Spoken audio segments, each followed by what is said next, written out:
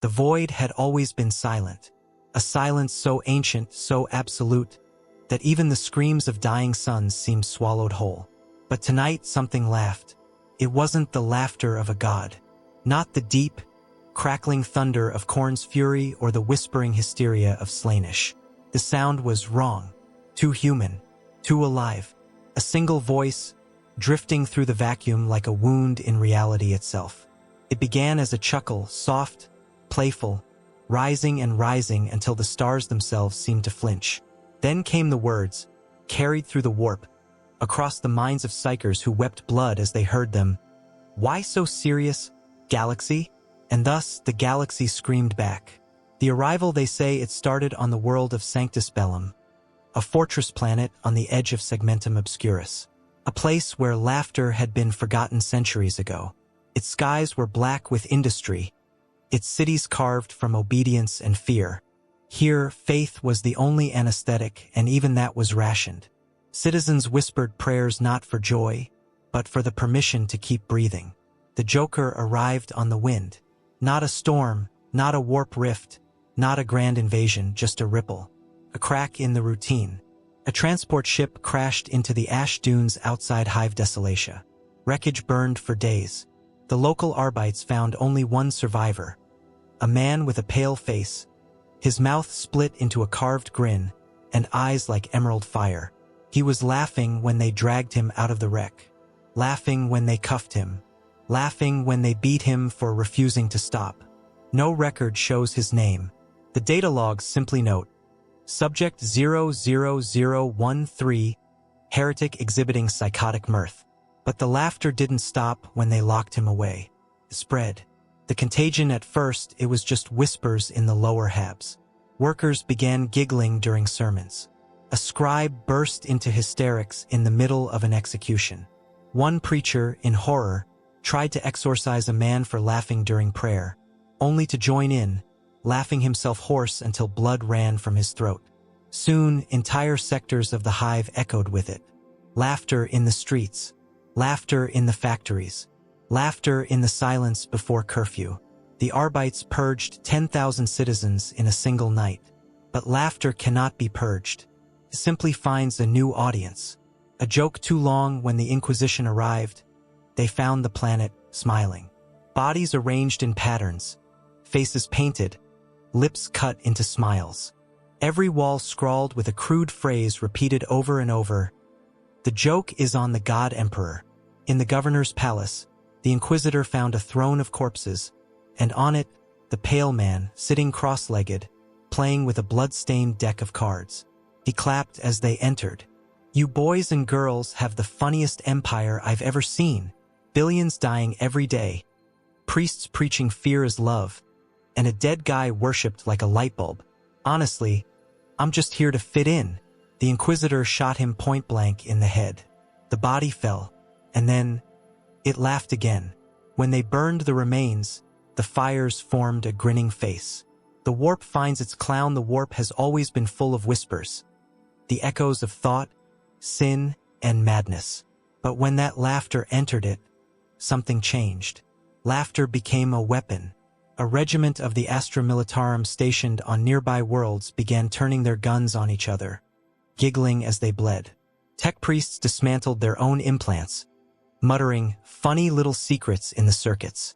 Astartes chaplains reported visions of a jester sitting on the golden throne, whispering, "Smile for daddy," and the warp smiled back. A face formed in the immaterium, shifting, flickering, too chaotic for any demon to claim. Not of Khorne, not of Slaanesh, not of Nurgle or Tsench. Something new. Something that did not want worship, only an audience. The scholars of madness across the galaxy, Ordo Malleus scribes, debated what this presence meant. Some claimed it was a splinter of Tsench's endless schemes, a lesser demon of irony. Others argued it was an ancient Terran spirit, reborn through belief. But one account, censored, erased, buried under vaults of forbidden data, tells another version. It describes a ship from another universe, a civilization where the gods wore capes and mortals played at justice, where chaos was not divine but human, and aboard that ship was a single man, a man who believed the world was a joke, and only he could make them laugh. He fell through the warp. The warp laughed back. And thus, a new kind of evil was born, one that saw no difference between the Imperium and the Eye of Terror. To him, they were all punchlines waiting to land. Voices in the dark, you could hear him in Vox channels now. Between screams and static, a voice would whisper jokes. How many guardsmen does it take to change a lumen globe? None. They all die first. Ha ha ha. Some soldiers began repeating the jokes, then carving them into their armor, then killing their officers for the punchline. One astropath described hearing him during a warp transit. He was sitting beside me, I swear, in the warp corridor. He said, "You people call this grimdark? Honey, you don't even know what funny is." Then he opened his mouth, and 1,000 voices laughed. She died before the ship reached port, but the echo remained. Irony of 1,000 corpses, there's something cruelly fitting about the Joker finding the 41st millennium. After all, it is a universe where everyone wears a mask. The Imperium hides its rot behind faith. The Mechanicus hides its fear behind logic. The Inquisition hides its madness behind duty. And chaos hides its emptiness behind power. He saw it all and laughed. He painted the Aquila with a smile. He told the heretics, "You're all trying too hard." He told the loyalists, "You already are me." Entire planets became theaters. Executions turned into comedies. Penance parades turned into carnivals of death. And when the laughter ended, when the smoke cleared, the stars seemed dimmer, as if even they were ashamed to shine upon such absurdity. The moment the Imperium broke, when word reached Terra, the High Lords demanded silence. Reports were purged, survivors executed, archives sealed. But whispers always leak. The Adeptus Mechanicus received corrupted schematics, weapons reshaped into grotesque toys. The Officio Assassinorum discovered one of their own clade infiltrators had begun painting his face before missions. And a rogue psyker, screaming before his head exploded, said he'd seen the Emperor himself, smiling. No one could confirm what that meant, but the laughter grew louder in every mind that tried to forget it. The cult of the last laugh, it spread like plague. No banners, no icons, only smiles. They called themselves the cult of the last laugh. Their creed was simple: nothing matters. Not faith, not fear, not death. The only sin is taking the joke seriously. They worshipped chaos not as gods, but as punchlines. They desecrated temples by performing comedy acts in front of saints' statues. They replaced hymns with laughter, sermons with riddles, prayers with jokes. When they were caught, they begged for death, not to escape pain, but because it would make the ending funnier.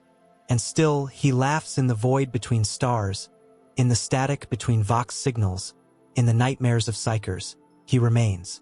They say he doesn't age, that every time you kill him, he's reborn somewhere else, on some forgotten world, waiting to tell his next joke. Maybe he's not even a man anymore. Maybe he's an idea, the galaxy's final punchline. The reminder that in a universe of endless war, devotion, and madness, the only sane response left is to laugh. And so the laughter spreads, from hive to hive, from ship to ship, from dream to dream, until one day someone, maybe you, maybe me, hears it too. That tiny, bubbling chuckle at the edge of reason. You try to ignore it, but it grows, it fills your lungs, your skull, your soul. And then you realize you're not laughing at him. You're laughing with him, because deep down, you know the truth. The 41st millennium was always his kind of joke. There are many versions of how he arrived. None agree. Each is told in whispers, by priests, by heretics, by those who have seen a smile where no mouth should be. Some say he came from a dead galaxy, flung through the warp like cosmic refuse. Others claim he was born inside it, a laugh given shape, birthed by chaos itself to mock the gods who take themselves too seriously. But the oldest story, the one few dare to write, says this: before the age of the Imperium, before even the age of strife, there was a man on Holy Terra, a failed performer. A man who watched civilization collapse under its own solemnity. He told jokes as the world burned.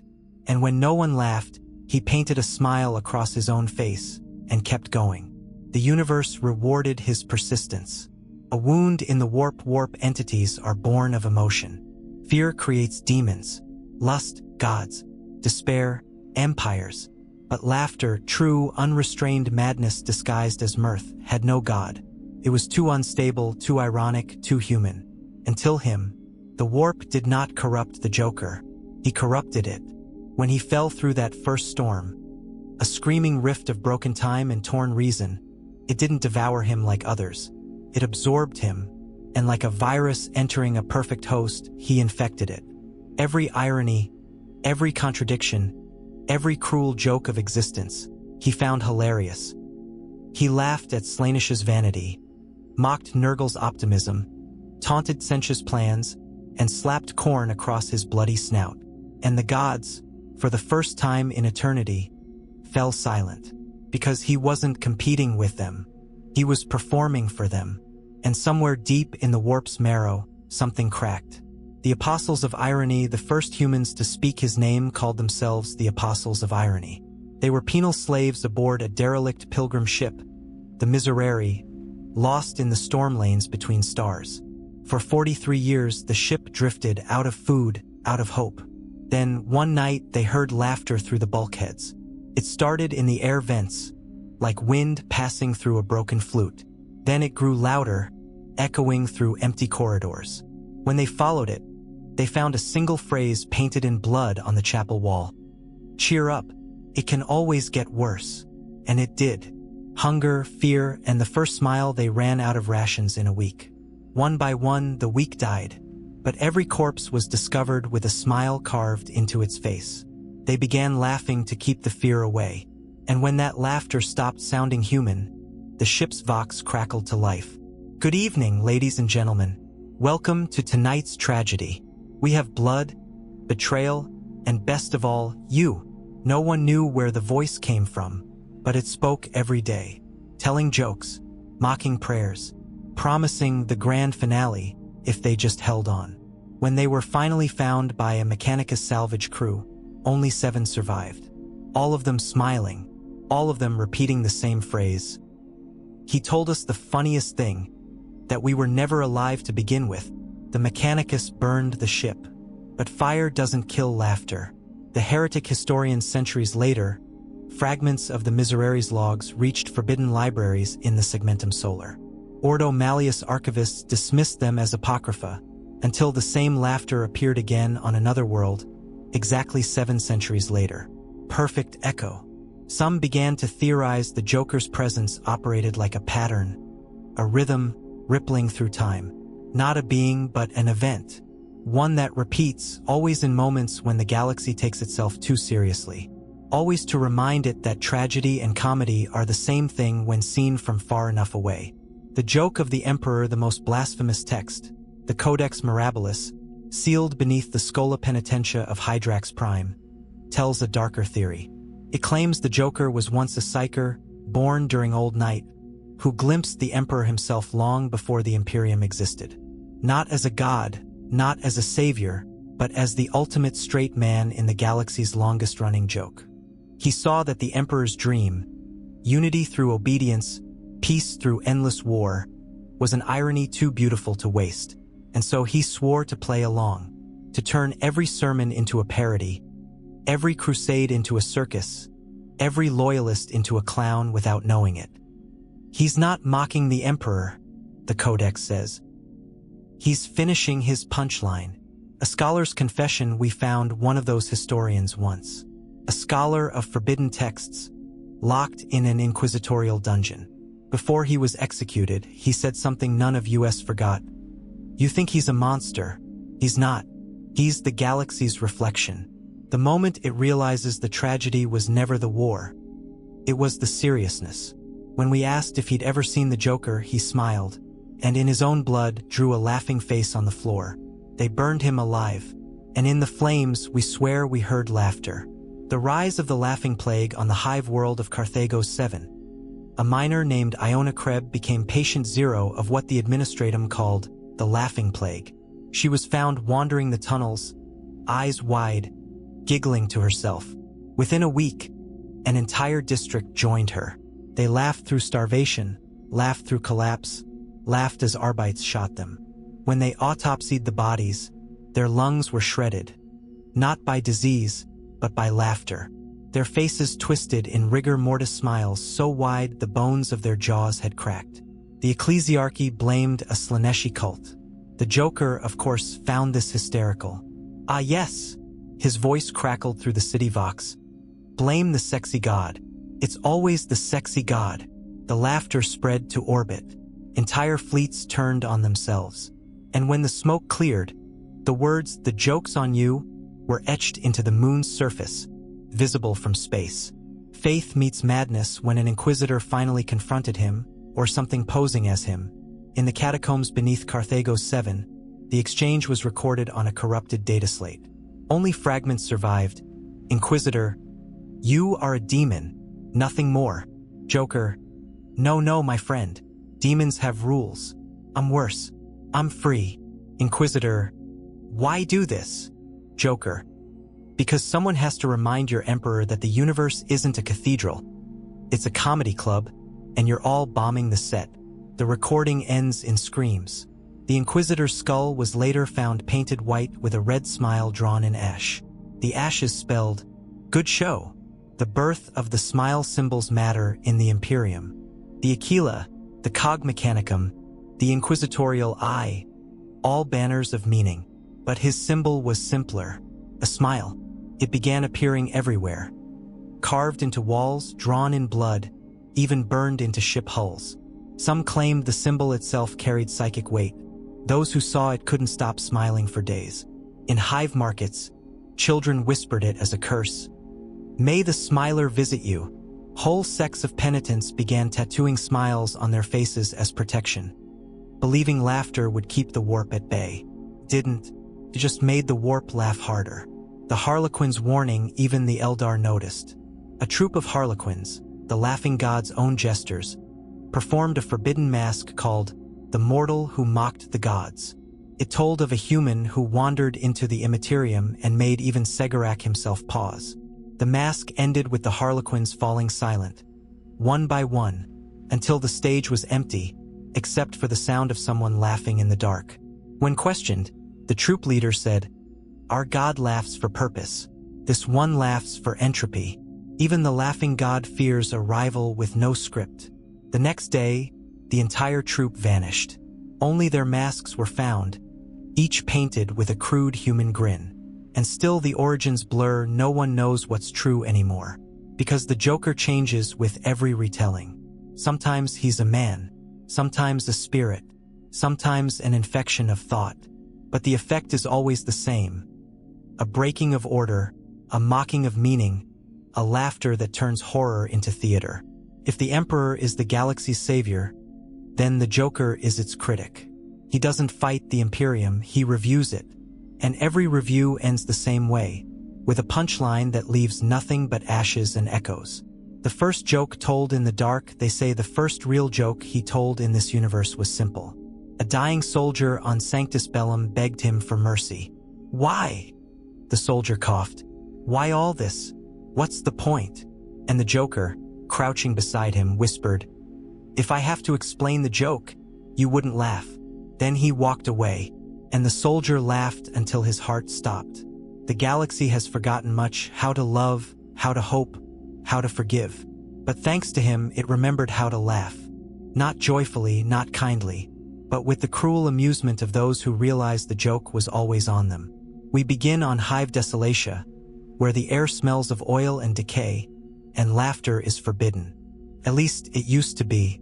The work horns still sound each morning. A metallic scream that echoes across kilometers of ash-gray concrete. The same as it always has. Shift changes, ration lines, prayers before labor. Nothing changes here. Nothing ever did. Except now, people hum while they work. Not hymns, not songs, but snickers. Nervous, broken little giggles under their breath as they weld, dig, clean, or kneel. A whole planet pretending not to laugh while trying not to die. The day begins with smiles. I worked in the foundries once. Our overseer, a a man named Krieg, used to recite the litany of toil before the furnaces roared. Pain is purpose. Sweat is faith. Work is worship. But lately, he'd start to stammer halfway through, and someone in the crowd would snicker. Then another. Then another. It wasn't rebellion, it was contagion. That's how it started for me, too. I tried to hold it back, tried to swallow it down, but the laughter kept bubbling up, sour and hot, until it came out like bile. They beat me for it. They said the Joker's touch had found me. And maybe it had, because I laughed through every hit. The joke factory, the manufacturums of Desolatia, had become absurd parodies of themselves. Workers painted crude smiles on their rebreathers. Machine spirits were offered punchlines instead of incense. And the servitors, once mindless husks, had been reprogrammed to tell jokes while welding or cutting. Why did the Mechanicus priest cross the corridor? Error. Rebooting humor protocol. The supervisors tried to stop it, but the laughter spread faster than fire. Soon, it wasn't just workers. Priests were giggling during Mass. Medici were laughing as they stitched open wounds. Children whispered knock-knock jokes about death and damnation. Knock, knock. Who's there? The Emperor. The Emperor who? Exactly. The Ecclesiarchy's response: faith is supposed to be unbreakable in the Imperium. But laughter, real laughter, does not coexist with faith. It exposes the absurdity of believing in anything that hurts so much. So the priests tried to ban it. They called it the sound of heresy. Anyone caught laughing in public was flogged. Anyone smiling during sermons was executed. And yet, the more they punished it, the louder it got. People started holding secret comedy masses in the underhabs. Dark little gatherings where the faithful mocked their own rituals in whispers and tears. They'd recite the litanies backward, chant the creed of unity while dressed as jesters, and share holy jokes. The most popular one went, "If the Emperor protects, why are there so few of us left to laugh about it?" The crowd would roar, quietly, trembling, terrified. Then they'd pray afterward, just in case. The faithful and the fools, there were two kinds of people left by then. Those who still believed, and those who pretended to. The believers tried to fight the madness. They walked the streets preaching, warning of the laughing plague, but their words were drowned in snickers. Even their own voices began to tremble with it. A nervous laugh at the edge of hysteria. The pretenders learned faster. They laughed with everyone else, wearing smiles like armor. They bowed to both gods, the Emperor by day and the Joker by night. They called it double devotion. The priests called it blasphemy. But the Joker, he called it progress. Children of the joke, no one expected the children to be the first true converts. They grew up in the ruins of sanity, surrounded by laughter, violence, and sermons about both. They painted faces on the walls. They giggled when Arbites passed by. They played games called Executioner's Riddle and Guess Who's the Heretic. Every game ended the same way. Everyone lost, but everyone laughed. Some said they were born wrong, touched by the warp. Others said they were born free, too young to remember a world where laughter was a crime. The administratum classified them as psychogenic aberrants. But the people had another name for them, the smiling ones. The sermons of irony. One day, a new preacher appeared. He called himself Brother Justice, once a confessor, now something else. He wore no robes, no symbols, just a white mask with a painted grin. He preached in the plazas, standing atop the corpses of heretics and loyalists alike. Faith is beautiful, he'd say, because it hurts. But pain without laughter? That's just bad theater. He told stories of saints who died laughing, martyrs who smiled as they burned. People gathered around him, not because they believed him, but because it felt good to listen, to laugh again even in chains. When the Arbites executed him in front of the crowd, they found his body still twitching. A giggle escaped his throat even as his lungs filled with blood, and the crowd joined in. That night, 10,000 people painted smiles on their doors. The Vox of Madness, we used to get nightly sermons on the Vox, endless recitations of doctrine and obedience. Now we get jokes. No one knows how it started, but the transmissions began overlapping. Every channel, every signal, every official broadcast started glitching, until a new voice spoke through them all. Citizens of the Imperium. Knock, knock. Who's there? An idea. It called itself the voice of comedy. Sometimes it mocked the Emperor, sometimes the Chaos Gods, sometimes both. But always it laughed. People tried to trace the source. Some said it came from the warp itself. Others said it came from inside the throne's own signal array. And a few whispered that maybe the Emperor was laughing too, because he'd finally gotten the joke. The last theater every hive has an underbelly. In ours, the old entertainment halls became shrines to irony. The Theater of Redemption was the largest of them all. Once a place for propaganda plays, now a stage for heresy. Every night, hundreds gathered there in the dark. A figure in purple rags would appear. His voice distorted, his grin painted wide. He'd tell stories of the Imperium's glories, its wars, its faith. He'd twist them into farce, turning tragedy into comedy. And by the end, the audience would laugh until they cried. The Arbites raided it once. They found everyone dead, smiling, applauding corpses frozen in laughter. On the stage, written in their blood, the show must go on. Laughter as prayer, faith needs form. So the people made rituals. They began every meal with a joke.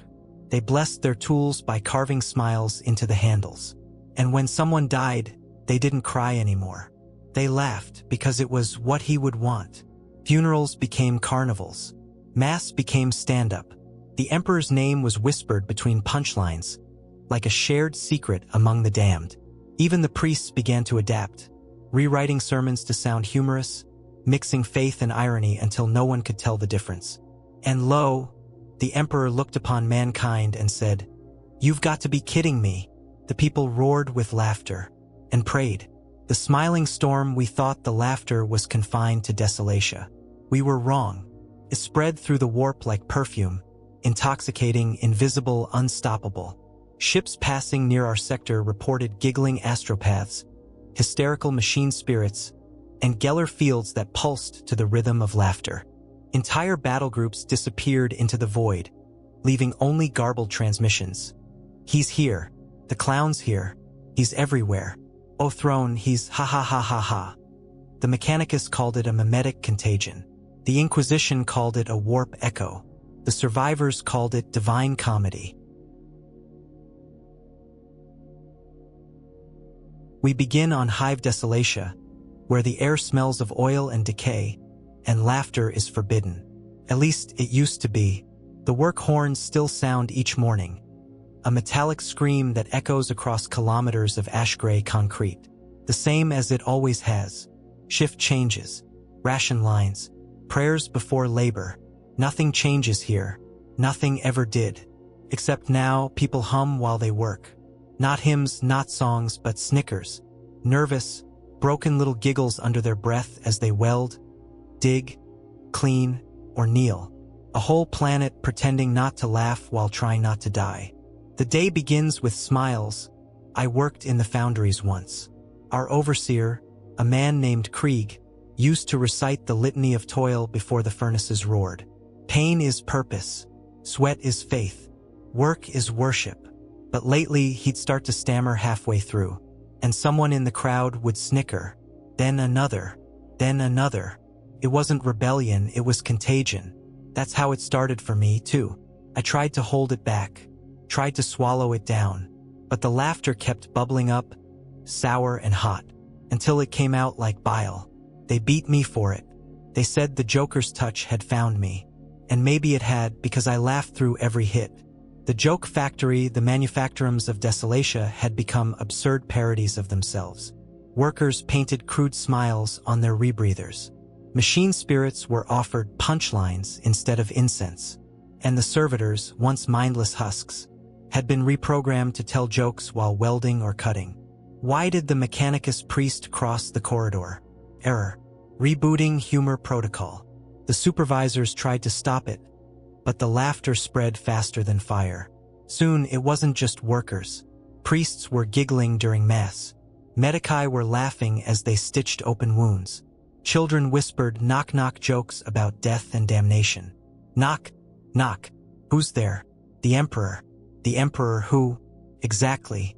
The ecclesiarchy's response faith is supposed to be unbreakable in the Imperium. But laughter, real laughter, does not coexist with faith. It exposes the absurdity of believing in anything that hurts so much. So the priests tried to ban it.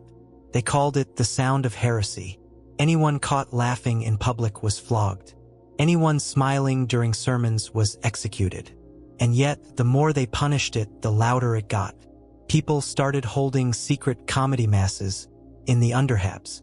Dark little gatherings where the faithful mocked their own rituals in whispers and tears.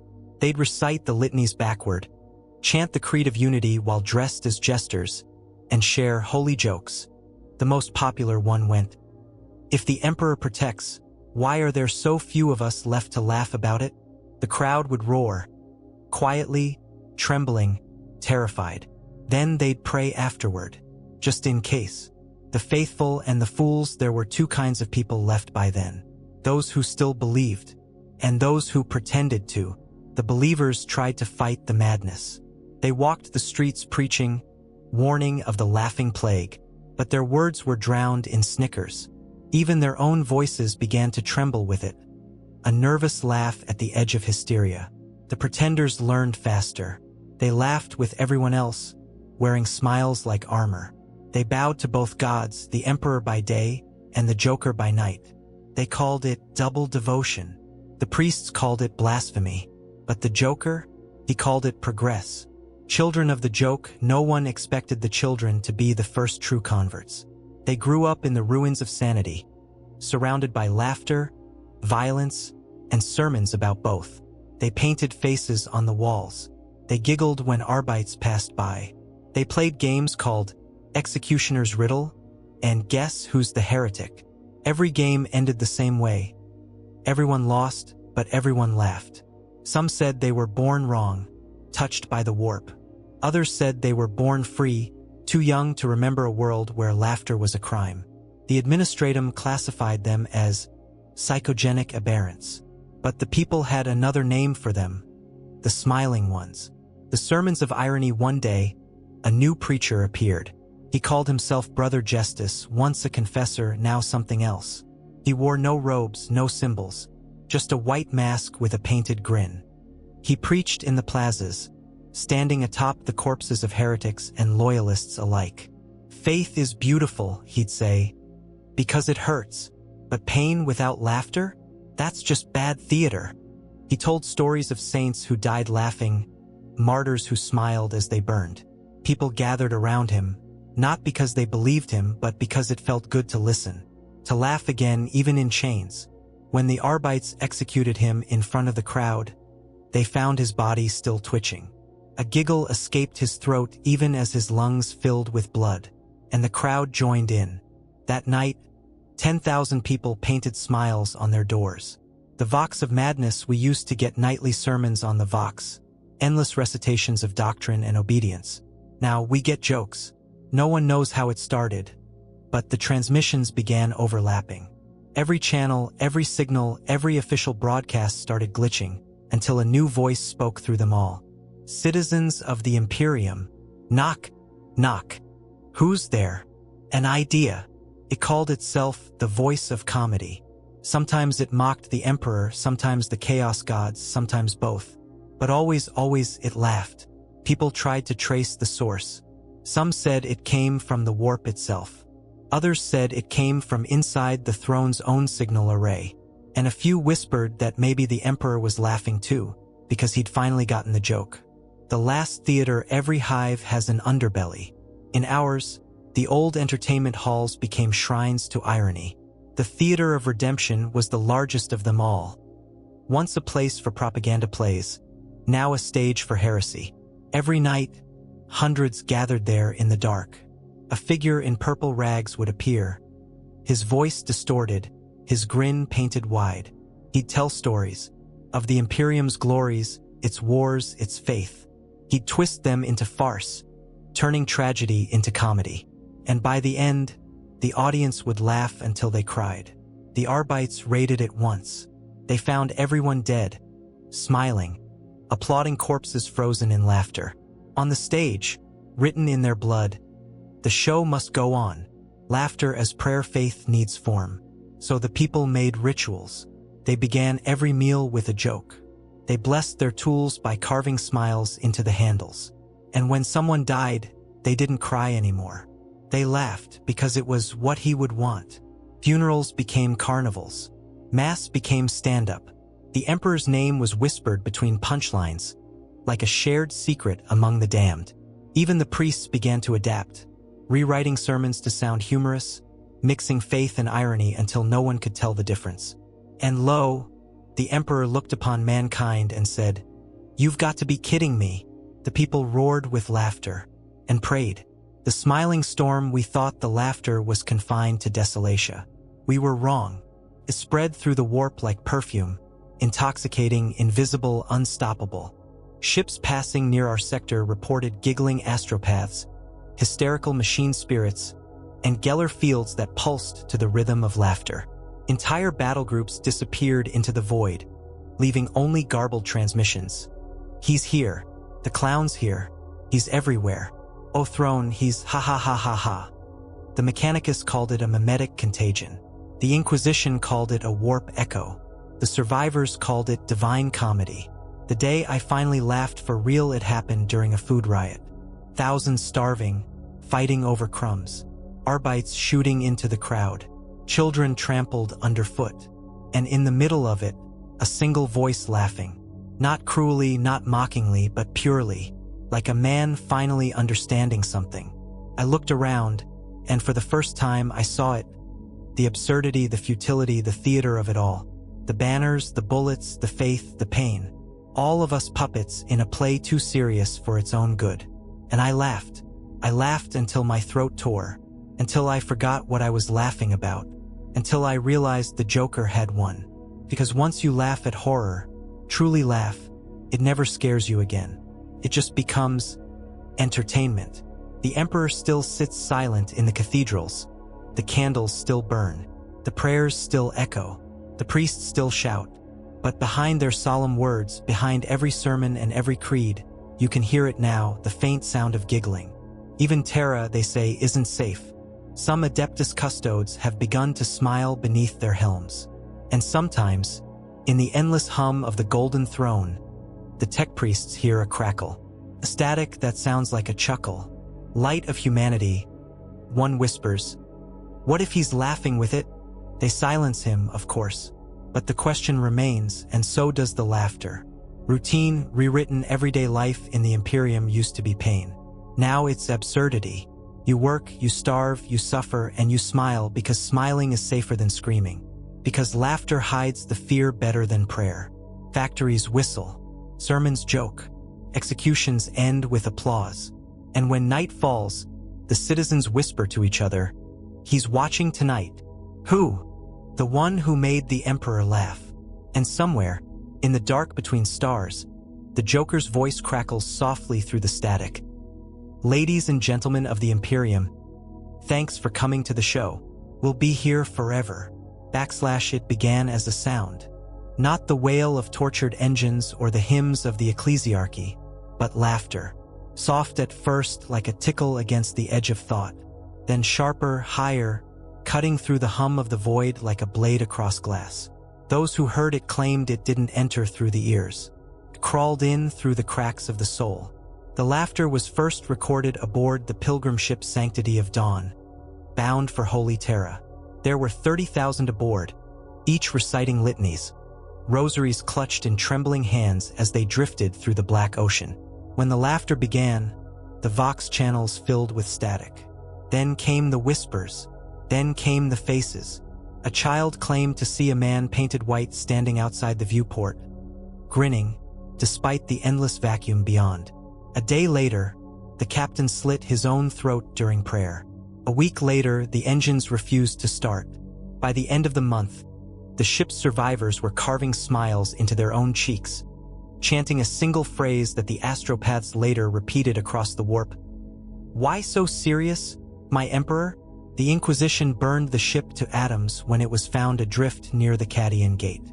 But the laughter didn't die. It slipped through the currents of the Immaterium like a plague, infecting dreams, voices, vox signals, and prayers. Some claimed it was a demon, born not of bloodlust or lust, but of humor, a creature whose jokes killed the soul more efficiently than any lost gun. Others whispered it was something older, something alien to the laws of chaos, something human. The records that survive tell of a time long before, of a man from old Earth, a lunatic who understood that civilization itself was the cruelest joke of all. He had no name, only a smile. When Terra burned during the old night, they said he vanished. Not dead, but laughing into the dark. And the warp listened, and the warp laughed back. It was the 41st millennium when he returned. Not as a mortal, not entirely as a demon either. He arrived on the hive world of Gaethus Prime, carried within a warp storm that turned the skies purple and green. Vox traffic screamed for days, then fell silent. When contact was re-established, the administratum reported an impossible scene. Every citizen in the hive was smiling. Every corpse had been arranged into a grin, flesh stitched upward like grotesque theater masks. And across the governor's palace, scrawled in blood and grease, were the words, "Let's put a smile on this Imperium." They said he appeared in the underhive first, a figure in a purple coat stitched from flayed silk, walking among the starving like a carnival ghost. He carried no weapon, only a card, playing card. When he flicked it, it sliced a man's throat open like a monofilament blade. Then he laughed, not cruelly, but as if the entire universe had just told him the punchline of the oldest joke in existence. A joke about gods, about humanity, about hope. The Arbites sent squads. They vanished. The ecclesiarchy sent priests. They joined him, preaching sermons that ended in maniacal laughter. Soon, laughter became the only sound left in Gaethus Prime's hive towers. And through the Vox, one transmission survived, broken and trembling. He's not chaos. He's not human. He's the reflection in the Emperor's mirror, the one that's laughing back. The Ordo Malleus dispatched an inquisitor, a veteran of warp incursions and demon hunts, Lord Vascan Thrain. He brought his retinue, Psychers, Sisters of Battle, and a company of Grey Knights.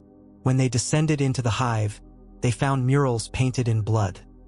Vast grinning faces stretching across miles of ferrocrete walls. Bodies hung like puppets from catwalks, their heads tilted as if mid-laughter.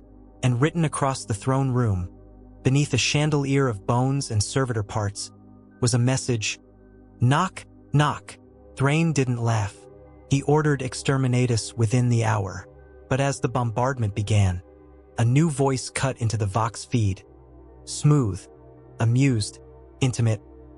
"Oh, Thrain, you think blowing it up kills the joke? Don't you know, old boy? The punchlines you..." The ship's crew screamed as the Inquisitor began to laugh uncontrollably. A raw, shrieking sound that didn't stop even as his vocal cords tore open. The recording ended there. But that was only the beginning, because the laughter spread. Every world touched by the same storm reported strange crimes. Painted faces, twisted performances, hysterical riots. The Mechanicus claimed to hear jokes whispered through data streams. The Sisters of Battle found their hymns turning into laughter halfway through.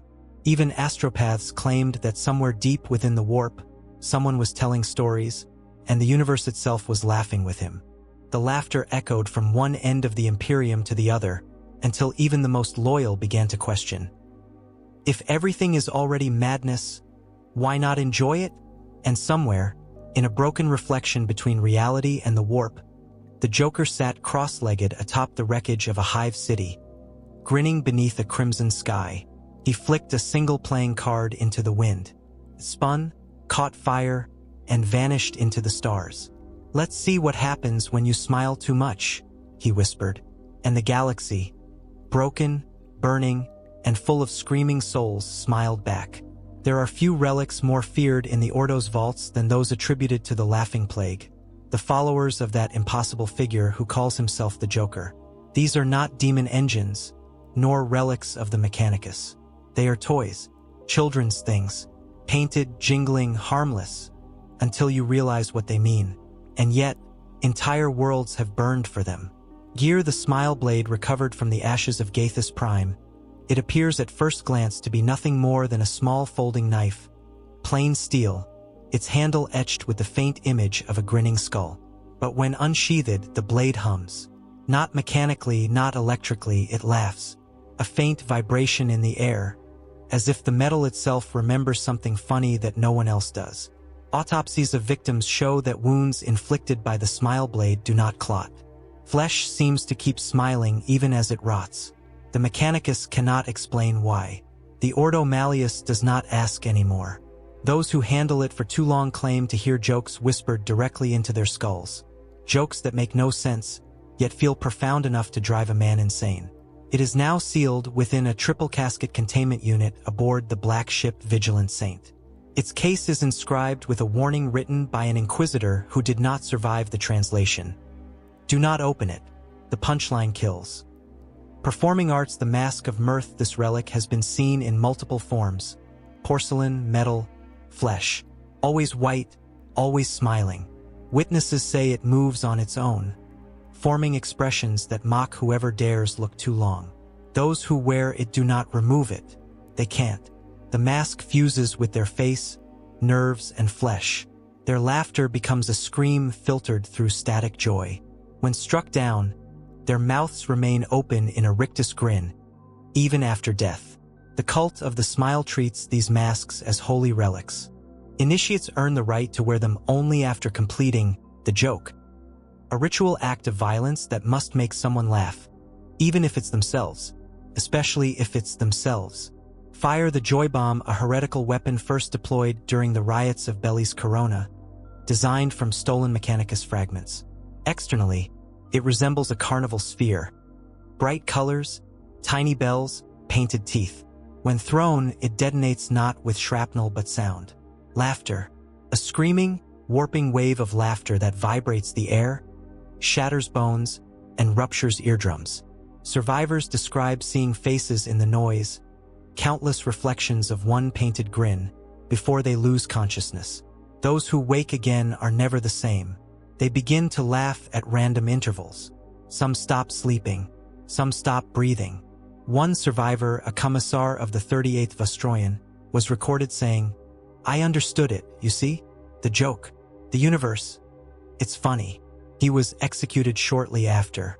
Skull and crossbones, the calling card more symbolic than functional, yet perhaps the most terrifying of all. A simple playing card appears wherever the Joker's cult acts. The Harlequin of Old Terran design, hand-painted in purple, red, and green inks.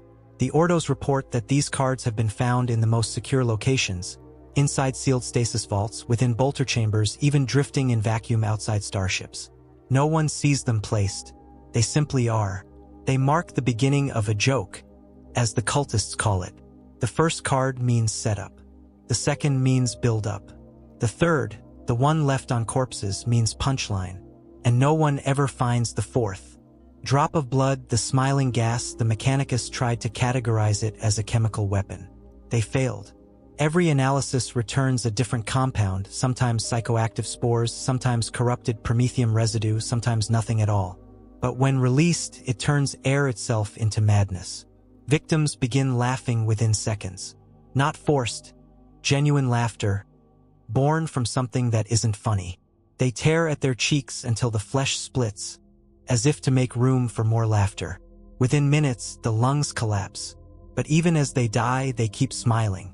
The ecclesiarchy declared the substance a manifestation of Slaanish's mirth.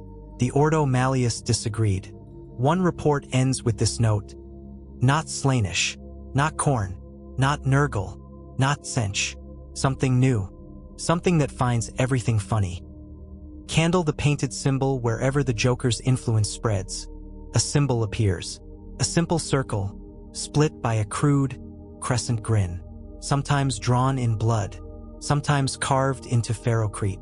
Sometimes burned directly into flesh. To the untrained eye, it looks like a child's drawing.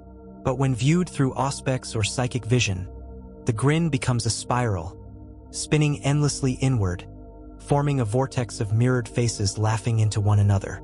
Astropaths who have gazed upon it for too long claim to hear something whisper through the warp. "Why so serious, son of man?" They usually go blind within the hour. Coffin the theater of flesh among the laughing cults. Battlefields are not just sites of death. They are stages. Corpses are arranged in poses. Destroyed vehicles are painted like carnival floats. Banners stitched from skin flutter with jokes written in blood. 2 guardsmen walk into the warp. The emperor walks into a bar. No one knows the rest of the jokes. The punchlines are left unfinished, like cruel prayers. Every act of war becomes a performance. Every atrocity is meant to provoke laughter, not for humor, but for power. Because in the Imperium, laughter is rebellion. It is heresy made sound. It is proof that fear can still crack. And that, to the Joker, is the ultimate weapon. The true symbol. The smile no creed is simpler. No doctrine more viral. To smile, sincerely, defiantly, mockingly, in a universe that worships obedience and pain, is to spit in the face of the Emperor himself. That is the Joker's faith. That is his war. Every cultist, every victim, every world touched by his influence eventually understands. The smile isn't decoration. It's declaration. A vow that nothing, not the Inquisition, not the Astartes, not the Emperor, can make the joke stop. The last report from the Hive World Calitha's reach contains only a single Vox line, the voice distorted but unmistakably amused. You either die a loyalist or you live long enough to see yourself laugh. And in the darkness between stars, a card drifts, painted, burning, weightless. The grin carved into it widens as it catches the light of a dying sun. The laughter begins again, soft, distant, and growing louder. It begins the same way on every world. A whisper, a smirk during morning prayers, a strange sound echoing down hab corridors. Not footsteps, not machines, just laughter. At first, it feels harmless. Laughter is rare in the Imperium, so people notice, they listen, and that's when the infection begins. No plague spreads faster than joy, especially in a world that has forgotten what it sounds like. Candle the first laughers, they call themselves smilers. They wear painted faces made from soot and ash, hide beneath cloaks stitched from refuse, and gather in basements, old manufactoria, and shrines long abandoned by the ecclesiarchy. They don't pray, they tell jokes, but every joke ends in the same way, with silence, and then that eerie, rising giggle that doesn't stop. A worker in Hive Zephin once reported what he saw in the tunnels. They were sitting around a dead servitor, like it was a fire. Someone told a joke about the Emperor losing his golden teeth. They laughed until the air turned cold. The Arbites who raided that tunnel never returned. 2 days later, their patrol vehicle drove itself back into the precinct. The driver was gone, but inside, written across the windscreen in blood, were the words, "Don't you get it?" Year when the faithful broke the ecclesiarchy tried to suppress it. They declared laughter heresy. They made public examples of the smilers, executions, burnings, sermons that lasted until dawn. But the priests didn't understand what they were dealing with. Faith is fragile. When you tell the faithful that laughter is a sin, you only make them curious. And when one priest finally broke, when his voice cracked mid-sermon and he began to laugh at his own words, the crowd joined him. That was the beginning of the laughing processions. Thousands of pilgrims wandering Hive streets, faces painted, laughing and crying all at once. They carried candles and bones. They recited their new prayer, "He died for our smiles." And at the head of every procession walked a man or woman with their mouth carved open. The first jester, they called them, whispering jokes that made no sense but felt true. Balance scale, the split communities fractured almost overnight. Families tore apart. Some still clung to the Emperor, kneeling before cracked altars, weeping as their children painted smiles on their faces and mocked the saints. Others joined the cults, not out of belief but exhaustion, because the laughter was easier than the silence. An Imperial guardsman named Balin wrote in his final report before deserting, "At first I thought they were mad, then I realized we all are. The Imperium has been laughing at us for 10,000 years. We just never noticed." Balin was later found crucified upside down with the word comedian branded across his chest. He was smiling, Acts the Inquisition's answer the Ordos tried to crush the movement. Purge orders. Exterminatus. Total silence across the Vox. But you cannot kill an idea that hides inside the human voice. Every purge created martyrs, and martyrs make better jokes than heroes. One inquisitor, Halix Thorn, captured a laughing cult leader on tranche. He interrogated her for days. Finally, she told him the truth.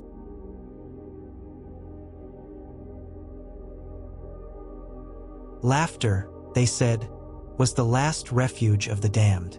But when it came from the throats of the dying, the Imperium began to realize it was also a weapon. The chapel was not a chapel anymore. It was a theater. Candles guttered in half-melted skulls. Icons of the Emperor had been painted over with wide, bleeding smiles. And in the pulpit, standing where once a priest had whispered psalms, was a man in purple rags and white grease paint. His grin stretched too wide to be human. He didn't speak at first. He just stared at the congregation, 100 chained penitents, administratum clerks, guardsmen, manufacturing workers, even one broken sister of battle, each forced to smile with hooks pulling at the corners of their mouths. Then the laughter began. Slow, awkward, forced. A desperate sound of terror pretending to be joy. The man in the pulpit opened his arms. His voice echoed through the stained glass ruin. Smooth, gleeful, and utterly wrong. "Do you know," he said, "what the difference is between a joke and a miracle?" No one answered. Someone sobbed. The Joker smiled wider. Timing. He snapped his fingers. The floorboards groaned, and the nails beneath the congregation's feet exploded upward, driving through flesh and bone. Screams rose, muffled by the hooks that held their mouths open in false grins. The Joker clapped, as if appreciating a performance. "Oh, don't look so grim," he chuckled. "This is a sermon, after all. And what is a sermon without a little resurrection?" He turned to the altar. Upon it lay a Vox speaker, jury-rigged with imperial technology and tainted circuitry. The screen flickered with red static. Behind it, the image of a demon mask shimmered, part warp, part machine. It laughed. The Vox cracked, and across the Hive world's lower decks, thousands of speakers came alive, broadcasting that laughter, carrying it through Habs, Manufactoria, and even the walls of the Arbites precincts. The sermon of the laughing god had begun. The broadcast from the depths of the Hive to the orbiting stations. People stopped. At first, they just heard the sound. Glitches of laughter, echoing like a joke told by ghosts. Then the words began. "Good evening, ladies and degenerates of the Imperium. It's another glorious cycle of misery and obedience. But don't you worry. Uncle Jay's here to lighten the mood." The broadcast lasted precisely 13 minutes. No one knew the exact pattern, but every 13 hours it repeated. Each message was different, yet everyone ended the same way. "And remember, boys and girls, smile for your emperor. He's watching, always watching, but never laughing." The cults spread, the ecclesiarchy tried to suppress it, of course. The Vox networks were purged, the frequencies jammed. But the laughter persisted, seeping through static, whispered through walls, painted on blood-stained floors. They called it the laughing plague. At first, it was harmless enough, workers painting crude smiles on the faces of their servitors. Then came the riots. Then the performances, mass suicides choreographed as comedy acts. Then the cities where every corpse was found with a grin carved into its flesh. Entire hives began to worship the broadcast. They didn't call it chaos. They called it comedy. An inquisitorial report, fragment recovered, +++, inquisitorial transcript. Hive Lithia, segmentum solar +++++ designation. Heresy, laughter cult ++++ status. Active ++, we found their chapels. Dozens of them, all painted in purples and greens, lit by candles made from rendered human fat. They worship him like a saint. Their priests wear masks with bleeding smiles. Their scriptures are jokes, each verse ending in violence. They say he is the emperor's jester, sent to lighten the mood of a dying imperium. I have seen worlds burn for less. Inquisitor Ordinate Rin Voss, Ordo Hereticus ++ transmission ends ++ the Harlequin's warning far away. On the edges of the webway, the Eldar began to whisper too. For in their ancient pantheon, there was already a laughing god Segarak, the trickster, who danced between chaos and creation. But this new thing, this human echo, was wrong. The Harlequins called him the Mimic, a broken reflection, a laugh without music. They feared what he might become. For if Segarak was the god who mocked chaos, then this new thing, this Joker, was the one who taught chaos how to mock back. The new faith back in the hive worlds, the cult evolved. Its symbols grew more intricate. An 8-pointed star turned into a crude smile. His prayers became comedy routines. The saints were clowns, fools, and killers. They baptized with acid. They confessed with laughter. And in every ritual, they said one phrase again and again. He showed us the joke of it all, the joke of order, the joke of pain, the joke of the Emperor's silence. The Joker stood before his followers one night, gazing down from his pulpit of bone and metal. The laughter had gone on for hours. He looked tired, almost solemn. "You know," he said softly, "back home they used to call me insane, said I was broken, said I just wanted to watch the world burn." He smiled faintly, "But I didn't. I wanted to hear it laugh first." He raised his hand. The entire congregation, thousands of painted faces, raised theirs. "Now," he whispered, "let's make the galaxy giggle." The lights went out. The laughter echoed on. Epilogue fragment. Vox transmission *. Inquisitor. The broadcast has reached segmentum tempestus. The spreading faster than we can trace. The symbol, smiling skull, appears on manufacturing walls, even inside ship hulls. It's not just mimetic anymore. It's psychic. *. You mean? Yes, my lord. The laughter has entered the warp. There are wars fought for faith. There are wars fought for land. But this war was for the right to stay sane. Inquisitor Rin Voss, Ordo Hereticus. The laughter no longer came from throats. Came from the air. Across the hive spires of Segmentum Solar, Vox lines screamed with static that formed words only the mad could understand. A whispered giggle in one hive became a cackling riot in another. Guardsmen awoke to find their comrades painting smiles on their helmets, cutting them into their own faces. The Imperium had declared exterminatus on 3 worlds already. It wasn't enough. Everywhere the light of the Emperor burned, the laughter followed. The inquisitorial conclave deep within the Blackstone fortress of Ophelia 7. The inquisitorial conclave gathered. Hollow projections flickered with faces, some veiled, some scarred, all exhausted. Inquisitor Rin Voss stood before them, cloak tattered, eyes rimmed with the purple of sleepless nights. He placed a mask on the table. It was cracked, painted in white and red, still smiling. "This," he said, "was recovered from the ruins of Hive Luthia after exterminatus. It survived the fire. It shouldn't have." The other inquisitors shifted uneasily. "Do you suggest sorcery?" one asked. Voss shook his head. "Not sorcery. Something worse. A joke." Murmurs spread. He activated the hollow scroll. It showed 1,000 faces, civilians, soldiers, priests, all wearing the same grin. Not carved, not painted, burned into the flesh by something unseen. The laughter spreads through sound, image, thought. It's mimetic, infectious, warp-touched. We've seen things like this before. Cientian Blight, Slaneshi Song. But this is different. It doesn't tempt. It mocks. He leaned forward. It mocks everything. The Adeptus Mechanicus breakdown, even the Mechanicus was not immune. On the forges of Ryza, tech priests found corrupted machine spirits repeating a single phrase through their vox. Why so serial? Priest? They tried purging the data. It came back, rewritten in the binary code itself, woven into prayer canticles.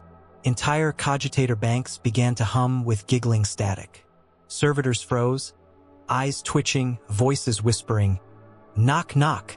No one answered. The cult ascends. The Joker's image had changed. He was no longer a man. He was a symbol, etched on walls, burned into dreams, reflected in the warp like a grinning constellation. The laughing plague had matured into something alive. It had no center, no command.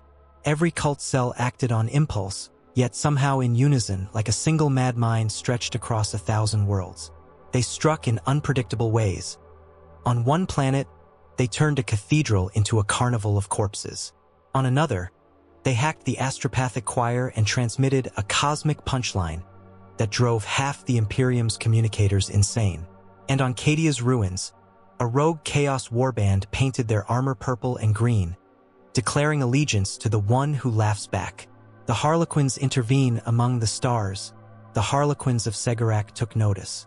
They had always danced in mockery of chaos, but this new laughter made even them uneasy. It wasn't the laughing god's music. It was something warped, human, and cruel. They entered the Materium through shattered webway gates, appearing on Imperial worlds to destroy Jokerite shrines, only to find the cults laughing at their arrival. "You wear the mask," one cultist told a Harlequin, moments before dying. "But you've forgotten the joke." That Harlequin never spoke again. Chaos takes interest. The four great gods watched with curiosity. Khorne despised the laughter. It diluted rage with mockery. Nurgle found it amusing, a new form of decay. Madness. Slaanesh adored it. The ecstasy of insanity was art. But Tzeentch listened. For the Joker's plague changed things even the changer of ways couldn't predict. Turned strategy into nonsense. Logic into irony. Every plan fell apart because someone laughed when they weren't supposed to. A demon of Tzeentch, attempting to twist the plague for its own ends, tried to summon the Joker. Failed. Because the Joker was already there. The warp incident in the Segmentum's blackest corner. Aboard the battle barge Vigilant Martyr. A psychic storm erupted during translation. Astropaths screamed in unison. The ship's Geller field flickered, not failing but laughing. The sound vibrated through metal, through bones. On the bridge, Captain Alaris saw something step out of the warp flame. A man in a purple coat, his grin phosphorescent, his eyes full of void light. He clapped his hands. "Ladies and gentlemen," he said cheerfully, "we've reached our final destination. Population. None. Sanity. Optional." The void screamed with laughter. The Vigilant Martyr vanished. Its distress beacon transmitted one message before silence. "Knock, knock." Imperial creed in crisis. As the plague spread, preachers began to falter. The words of the ecclesiarchy, once absolute, sounded hollow when mocked by the endless giggling echo. Faith fractured. Some priests renounced their vows, joining the laughter. Others begged the emperor to speak. Anything, even condemnation. But the God Emperor remained silent. And silence was the Joker's favorite setup. Inquisitor Voss Realization Voss stood before a shattered cathedral, its spires bent like twisted fingers. Everywhere, faces smiled from the walls, drawn, carved, burned. He whispered to his acolyte, "It's not just infection, it's revelation." He's showing us that we were already insane. The Imperium's fear, its devotion, its cruelty. There the punchline. He raised his weapon, voice trembling. "But I will not laugh." Behind him, faintly, came a whisper, a chuckle, then another, and another. The acolyte began to laugh. Voss turned, horror dawning as the sound echoed inside his mind. Not from her throat, but from the warp itself. The Joker wasn't outside anymore. He was inside them all. Closing scene +++ Vox fragment 0003 +++. This is not chaos as we know it. This is not mutation or possession. This is meaning itself breaking down. Every creed, every truth, every war, reduced to absurdity. He doesn't want to destroy the Imperium. He wants to make it laugh at itself. And Emperor help us all. It's working. End transmission +++. The warp is not a place of madness. It is madness. But even madness once feared silence. Until it learned to laugh. Fragment recovered from the wreckage of the black ship Penitent Star. The first sign came in the dreams. Astropaths across the Segmentum began waking in hysterics. Some laughing, some sobbing, some with their jaws broken from smiling too hard. Their dreams spoke of faces in the currents, masks without eyes drifting through the immaterium. Every time one turned toward them, they heard a voice, bright and amused, whispering through the screaming tides, "Knock, knock." And when they didn't answer, the warp did. The distortion begins. The immaterium had always been chaos, a storm of emotion, a sea of souls. But this was something new. Patterns began to form. Faces began to appear in the madness. Some swore they saw the same face. Pale, red-mouthed, smiling through warp lightning. A grin stretched across light years. Ships that entered the warp reported impossible laughter echoing through their Geller fields. Not human, not demon, something between. And when the laughter stopped, it left behind silence so heavy it felt like guilt. The screaming choirs on Terra, the Astronomicon flickered. For 12 minutes, the Emperor's light dimmed, and every astropath in the palace choir screamed the same phrase, "The punchline approaches." When it ended, 300 psychers were dead. Their corpses, arranged by unseen hands, formed a massive smile when seen from above. The Adeptus Custodes called it heresy. The Ecclesiarchy called it blasphemy. But the Inquisition called it proof. The Joker's laughter had found its way into the soul of the warp. Demons go mad. The first demons to fall were the lesser ones. The gibbering horrors, the nurglings, the demonic spawn of Slaanish's excess.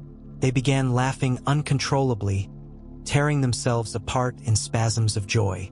A keeper of secrets was recorded on the death world of Varric, laughing so violently it shattered its own bones, screaming between fits of mirth. "He told me a joke I can't forget." Bloodletters of Khorne turned their axes on one another, hysterical, eyes wild with manic glee. Plague-bearers danced in circles, singing about clown medicine.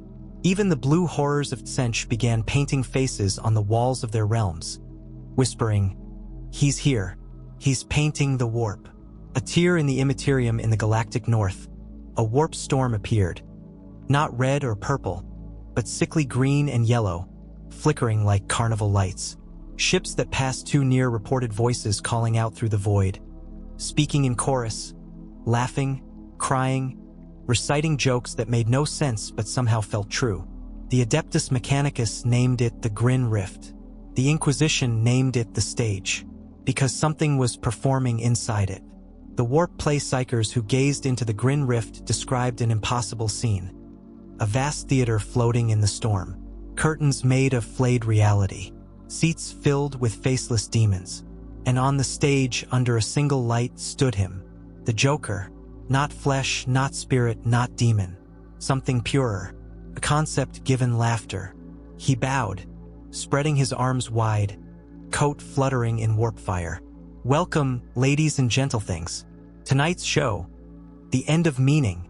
Behind him, entire galaxies flickered like candles. And then he began to tell a story about gods and men and empires that killed in the name of hope. A story so funny the warp itself couldn't stop laughing. The reaction of the Chaos Gods in the impossible fortress, Tsench watched with cold fury. The laughter disrupted every prophecy, every thread of fate. Nothing aligned anymore. The Joker had turned the changer of ways design into nonsense. Khorne raged, for laughter mocked rage itself. Slaanish wept with joy, calling it sublime insanity. Nurgle chuckled softly, whispering, "He understands decay." And then they heard it too, the sound. That soft, rising laugh echoing through the warp like a heartbeat. "If the universe is chaos," the Joker said, "then maybe I'm just the punchline." And the gods themselves fell silent. Reality warp's worlds began to bend. On one imperial planet, gravity inverted every 12 hours, buildings hanging like teeth from the sky. On another, the day repeated endlessly, but every time it restarted, more people were laughing. Time fractured, meaning twisted, and the warp's tides began to leak through even fortified Geller fields. The laughter wasn't just heard anymore. It was felt. Every cell in every living being trembled with amusement, even as their minds cracked under it. The last log of the black ships of the Ordo Hereticus, began to fill faster than ever. Every day, hundreds of psychers were discovered infected, their minds looping with jokes, riddles, and nonsensical punchlines that bent reality around them. The captain of the Penitent Star wrote in her final entry, "We used to fear possession. Now we fear the smile." Before the ship could return to Terra, it vanished into the warp.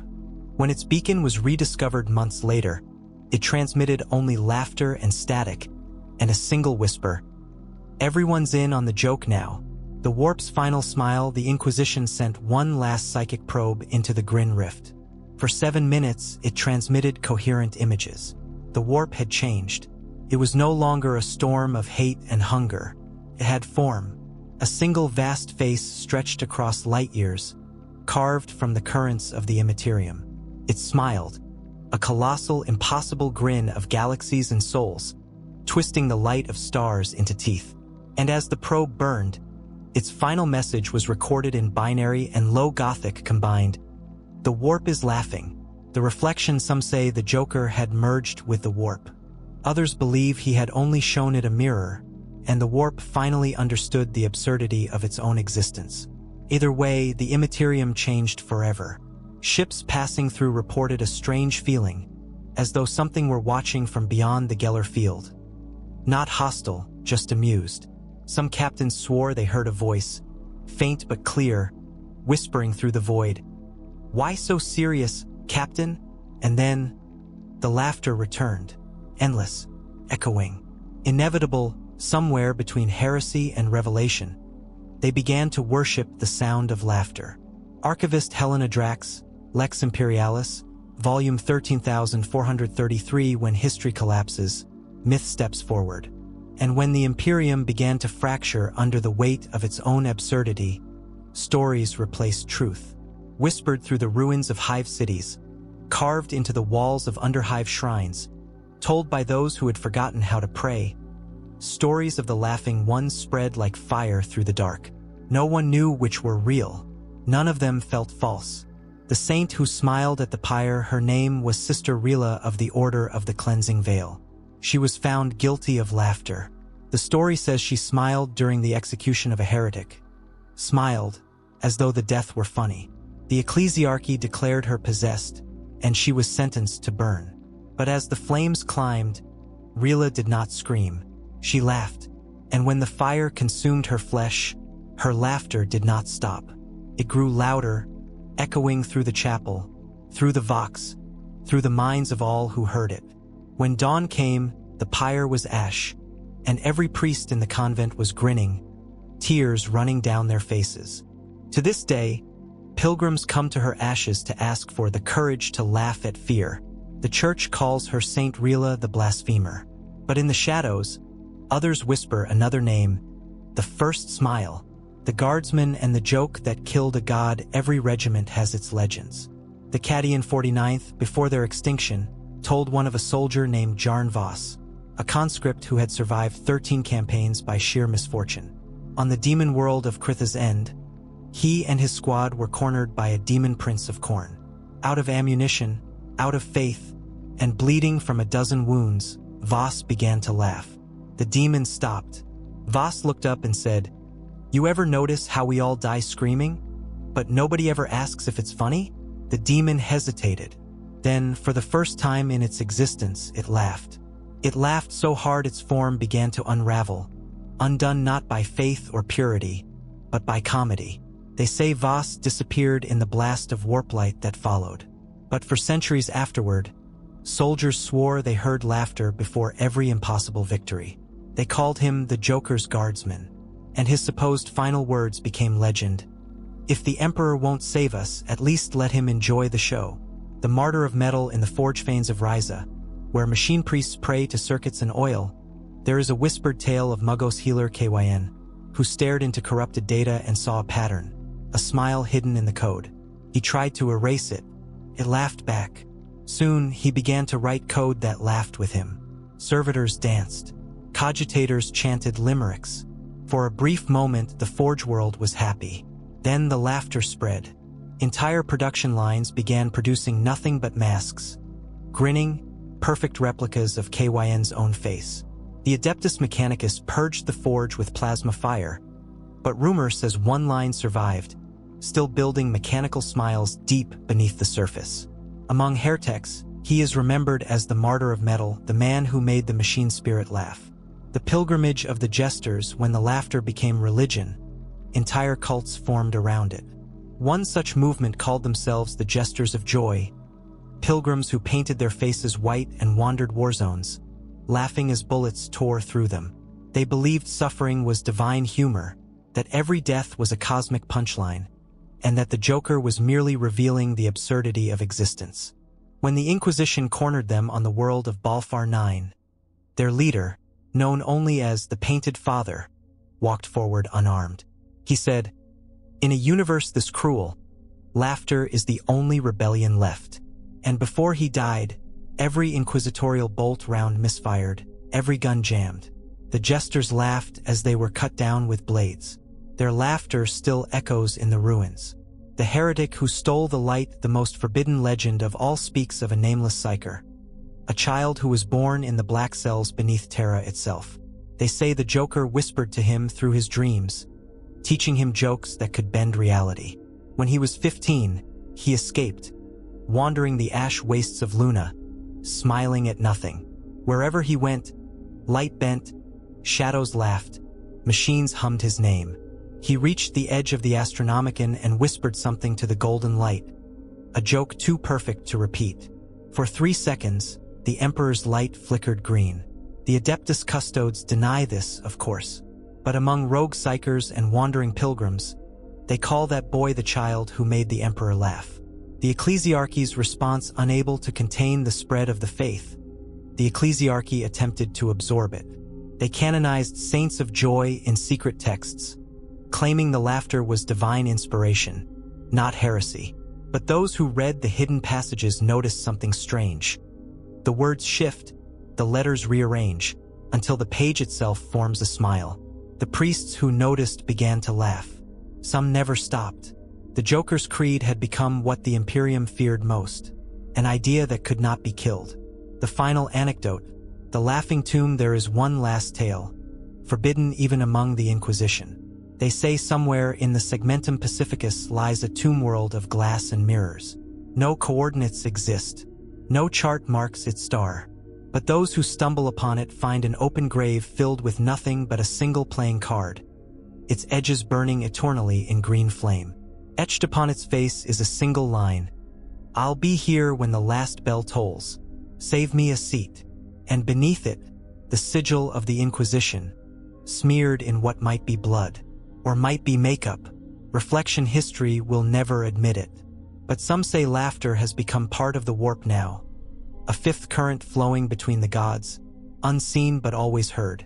When the storms rise, when reality flickers, when prayer feels hollow, sometimes, amid the static, a whisper comes through, "Cheer up, it's only eternity." And for a moment, across the screaming galaxy, something like peace settles in, a terrible, hysterical peace.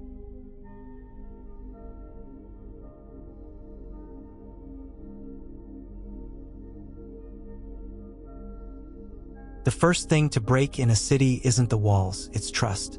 When the Joker came to the Imperium, he didn't bring armies. He brought jokes, and jokes spread faster than plague. The fracture we watched our neighbors smile for the first time in years. That should have been a good thing. Emperor knows joy was rarer than clean air. But it wasn't joy, it was infection. They painted crude grins on their masks. They whispered riddles instead of prayers. And when the ecclesiarchs came to burn the heresy out, those who laughed did not beg. They laughed harder. I remember Sister Varen's words, before the laughter took her. He doesn't want to destroy faith. He wants to make it absurd. The cult of the last joke, at first, we thought they were just mad. Then we realized they were organized. They called themselves the last joke. No banners, no icons, only the color white. White on lips, white on faces, white on walls, as if purity itself had been twisted into a parody. They worshipped him not as a god, but as an idea. The idea that meaning itself was the emperor's cruelest lie. When they killed, they didn't chant. They laughed. And when we burned their corpses, the smell of grease paint stayed for days. The betrayal, the commissar made the first mistake. He trusted his men. He believed discipline could survive madness. He believed faith was stronger than irony. He was wrong. His adjutant, a boy of 16, slit his throat during morning inspection. The report said the boy smiled calmly. That was the first. Then came the purges. Then came the inquisitors. And beneath it all, the laughter, growing, echoing through Hablock corridors, rattling pipes, bouncing off hive spires like a choir of ghosts. Resistance, we tried to fight back, of course. We always do. There was the militia of silence. Men who swore never to speak again, believing that if jokes could not be told, the infection would die. There were the sisters of binding light, who sewed their mouths shut with silver thread, praying that suffering would preserve sanity. And there were the rest of us, the cowards who simply pretended not to hear. But silence did not stop it. The Joker's infection was not sound. It was awareness. Every time someone realized how hopeless the Imperium truly was, they laughed. And every laugh brought him closer. A city in masks. One night, I walked through the lower hive. Everyone was wearing masks, some of ceramic, some of skin, all with smiles. Even the corpses, especially the corpses. Someone had nailed a parchment to a wall, written in blood and ink, "Smile, citizen. It confuses the gods." And the people obeyed. They smiled while starving, smiled while dying, smiled while burning each other alive. The administratum recorded unprecedented morale stability. The joke wrote itself. Paranoia, we stopped trusting anyone. You couldn't tell who was infected until it was too late. Some said you could see it in their eyes. A flicker, a twitch, a strange calm before they spoke something funny. Others claimed the Joker himself whispered through Vox systems, his voice mixed with astropathic static, saying, "Knock, knock." No one ever answered, but he didn't need them to. He just needed them to think about the question. Acts of kindness, and yet, somehow kindness survived small, doomed sparks in the dark. A guardsman shared his rations with a starving mother. A priest blessed a dying child, whispering a hymn louder than the laughter outside. A child offered her doll to a man who had lost his faith. They all died within the week. Their faces were found painted white, their mouths cut into red smiles. The Great Cleansing. Eventually, the Inquisition sealed the entire subsector. Orbital bombardment, the final punchline. Millions turned to ash in an instant, and as the fire rained down, Vox recorders across the burning hive caught one final transmission. "You can't burn a joke. No one knows who said it. Some say it was him. Others say it was one of us already broken." But the laughter that followed, that stayed on the recording long after the world died. Reflection, they call it the laughing plague now, a cultural infection, a mimetic echo. They think it's over. They think it was just another heresy, another anomaly to be catalogued and purged. But every time a guardsman snorts during a sermon, every time a child giggles at a purity seal's wording, every time an inquisitor catches himself smiling at the absurdity of his duty, that's when I remember the truth. You can kill a man. You can burn a world. But you can't kill a joke that knows it's inside you. It began as whispers in the Vox. Static, laughter, and words that didn't belong. The astropaths screamed first. Their minds were always the most fragile bridges between what is and what should never be. Then came the colors. Colors that didn't exist on any spectrum. Colors that sounded like laughter. And in that moment, the warp, eternal, hungry, and hateful, discovered something new. It discovered humor. The laughing rift, the first breach, opened over the world of Varan 9. The fleet above reported an anomaly. A bright aurora, green and purple, like fireworks spilling from a wound in the void. They thought it was beautiful until the laughter started. No Vox interference, no human voice, just laughter in the vacuum, not carried through sound, carried through the warp itself. Ships turned their guns inward. Officers danced while bleeding from the eyes. And on the planet below, cities erupted into riots. People painting faces, tearing their own skins into grins, believing they had finally gotten the joke. When the Inquisition arrived, there was nothing left but smoke and graffiti written in blood. Chaos is just gods trying too hard. The clown and the gods the ruinous powers watched. Khorne raged. How dare laughter drown out the screams of battle? Nurgle chuckled, for decay is, after all, a kind of joke. Slaanesh moaned with delight. Chaos, art, and suffering in a single punchline. And Sench listened, because here was something even he could not predict. An anomaly that did not seek power, only amusement. An infection of meaning itself. And in the hidden depths of the immaterium, something shifted. A new pattern. A ripple that formed a smile. Some cultists say the warp itself tried to imitate the Joker. That it laughed back. Others believe the Joker didn't bring laughter to the warp. He just reminded it what it always was. Insanity wearing purpose as a mask. Corruption of flesh and thought. We began seeing the mutations soon after. But they weren't like the usual chaos spawn. There were men whose mouths stretched too wide. Not from decay, but from joy. Eyes that dripped tears of acid, yet shone with mirth. Bodies contorted into impossible slapstick postures. Breaking bones to mimic bowing, juggling, or laughter. One man's spine bent backward into a permanent grin, his ribs cracking like applause. Another's voice split into two, one crying, one laughing. The psychers called it the joke made flesh.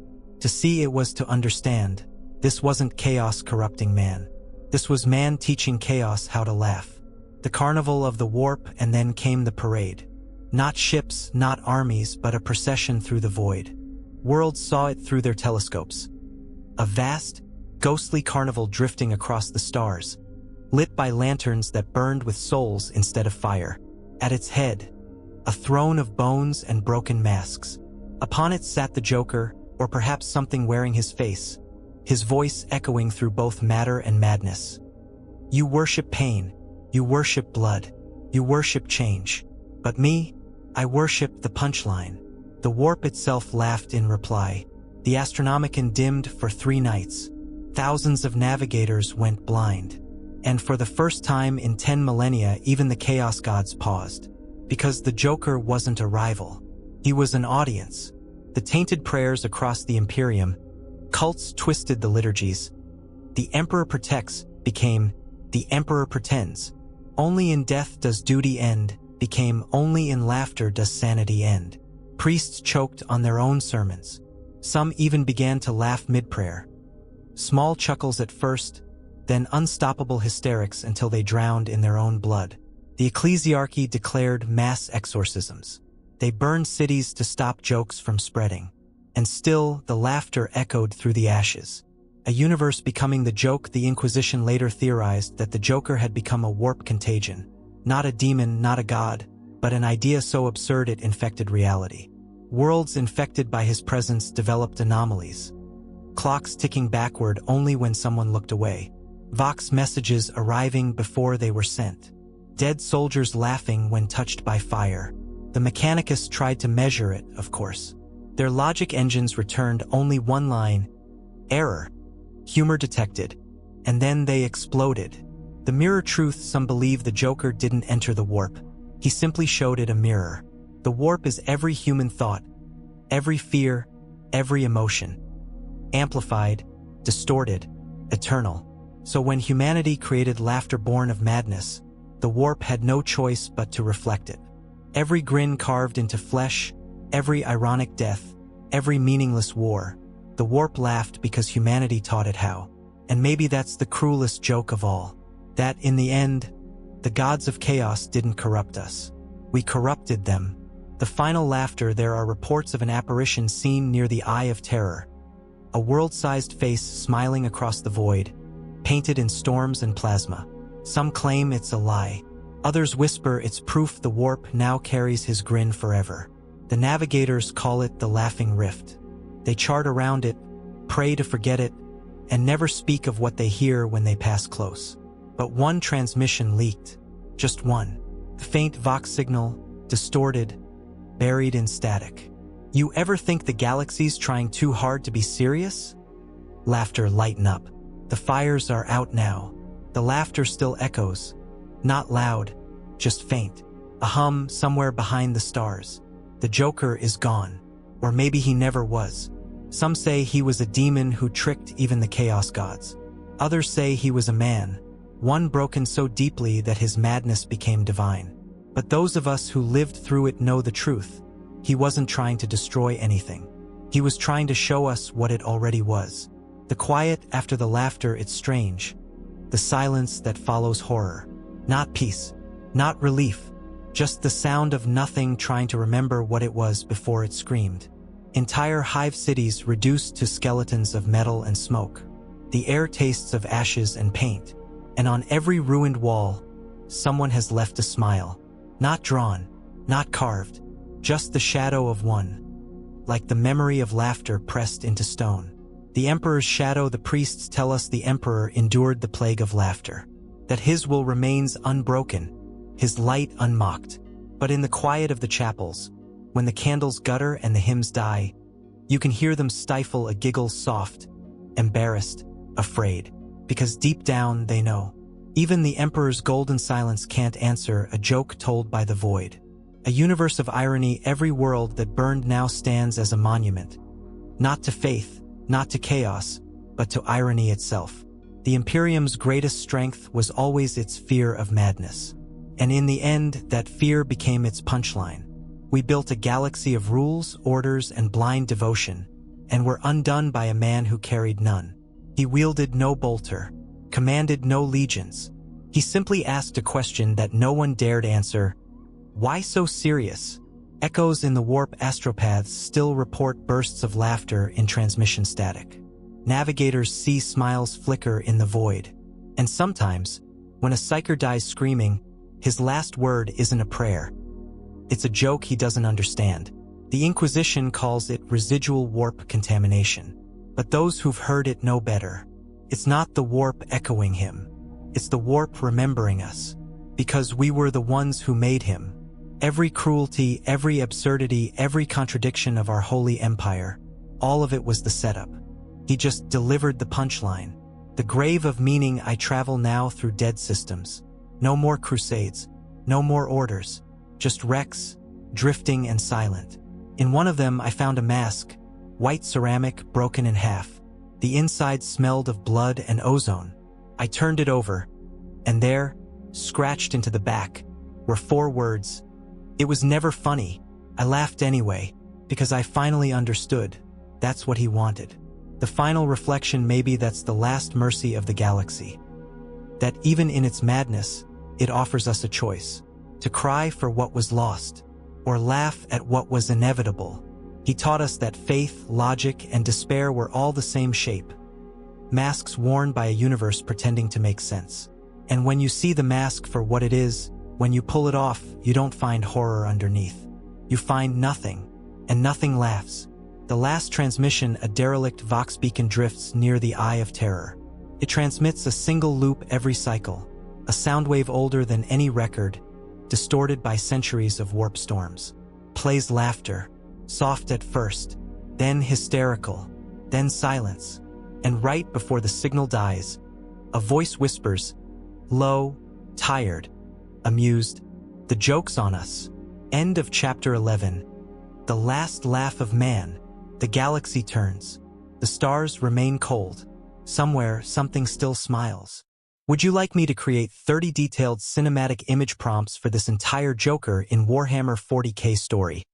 Matching each section's tone, grimdark, chaotic, philosophical, and tragic?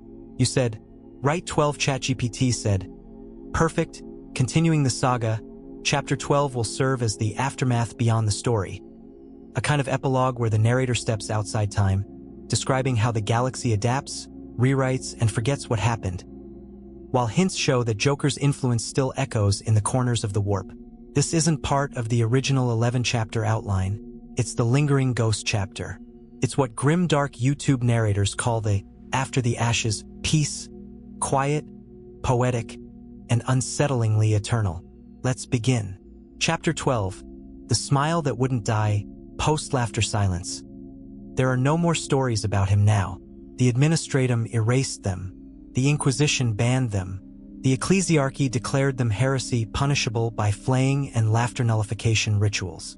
And yet, in every archive, in every forgotten data vault, there's one file that won't delete.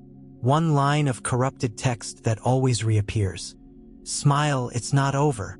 The empire that forgot how to laugh in the decades following the Laughing Plague, the Imperium grew quieter. Songs were forbidden. Theaters burned. Even the jesters of noble courts were executed as warp liabilities. The administratum issued a new decree. Humor is a gateway to heresy. Children were raised never to smile. Adults wore visors that covered their mouths. And prayers began to sound like sobs trying to remember rhythm. But repression has never stopped infection, only slowed its applause. Echoes in the vox every century. A signal appears. Always the same pattern. Faint static, followed by a single burst of manic laughter. Some vox technicians say it's an old data fragment from before the heresy. Others claim it's something alive, moving between networks like a ghost telling itself the same joke over and over until someone listens. The mechanics tried to purge it. They built a machine called the Anhedonia engine, designed to detect and erase humor frequencies from the noosphere. On the third activation, it exploded. Its last log entry read, "Error. Logic unable to process irony." The cult of the blank mask, they emerged 300 years later. Not laughing, not speaking. They called themselves the Blank Ones. Unlike the last joke cult, they didn't worship laughter. They worshipped its absence, believing that to erase all joy and irony was to erase him. They built temples of silence. Their priests mutilated their faces until no expression remained. And yet, sometimes, when a blank priest walked by, you could swear the corners of their mouths twitched. Even nothing can remember. The scholar's confession, there's a fragment of a diary found in a burned inquisitorial archive. Its author unknown.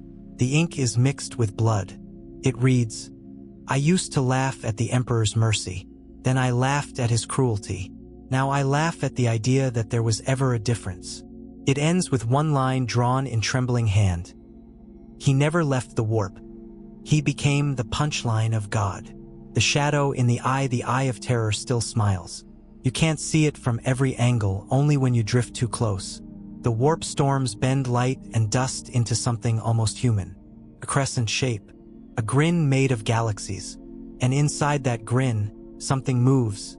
Too vast to comprehend, too playful to be divine. It whispers through dead vox lines, through static, through the dreams of children born near the eye. Miss me. The Inquisition calls it psychic bleed. The survivors call it hope wearing the wrong face. The last witness, I am one of the last who remembers the laughter. My hair is white. My hands tremble. Sometimes I dream of the hives burning towers and the painted faces melting in the heat. But sometimes, in the quiet of sleep, I hear something softer. Not mocking, not cruel, just tired laughter. And I wonder if that was what he wanted all along. To make us understand that even despair, if you stare long enough, starts to sound like a joke no one wants to tell.